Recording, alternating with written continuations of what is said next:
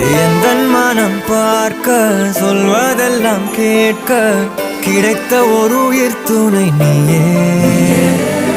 என் சிரிப்பில் பாதி என் துயரில் பாதி பகிர்ந்து நீ அருந்துகிறாயே.